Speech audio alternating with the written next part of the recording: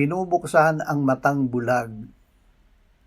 Binubuksan ng Panginoon ang mga mata ng bulag. Ibinabangon ng Panginoon ang mga nabubuwal. Awit 146:8.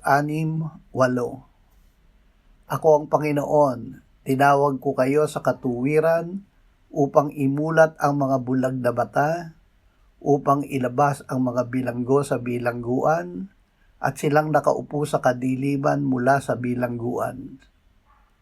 Sinabi ng Panginoong Hesus, sumasa akin ang Espiritu ng Panginoon, sapagkat hinirang niya ako upang ipangaral ang mabuting balita sa mga dukha. Sinugo niya ako upang itanyag ang pagpapalaya sa mga bihag at ang panunumbalik ng paningin ng mga bulag upang palayain ang mga inaapi. Ama, buksan mo ang aming mga mata upang makita namin ang iyong katotohanan at pag-asa sa gitna ng kadiliman.